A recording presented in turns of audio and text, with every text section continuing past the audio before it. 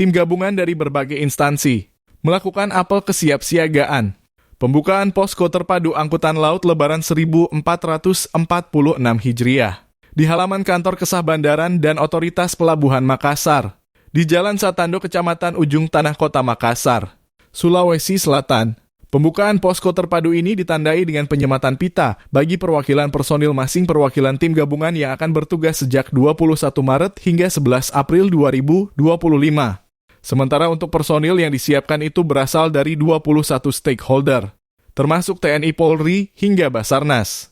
Selama mudik Lebaran, jumlah kapal yang akan berlabuh di Pelabuhan Soekarno-Hatta Makassar sebanyak 21 kapal, yakni 14 kapal milik PT Pelni, 2 kapal perintis PSO, dan 5 kapal Dharmalayata milik swasta.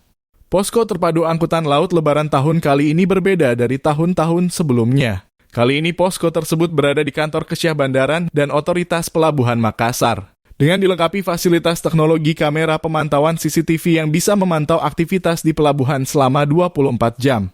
Pemantau tersebut meliputi dari keluar masuknya kapal dari dermaga Pelabuhan Makassar, aktivitas pedagang asongan yang nekat memanjat tali tambat kapal saat sebelum kapal sandar, hingga memantau kondisi cuaca melalui situ BMKG Makassar. Seperti juga di posko pusat yang ada di Jakarta, kita berkumpul di satu tempat yang fasilitasnya sudah lebih lengkap. Kita bisa memantau seluruh lokasi di lapangan yang ada titik CCTV-nya yang disediakan oleh BUP Pelindo dari ruangan posko yang ada di KSOP Utama Makassar ini.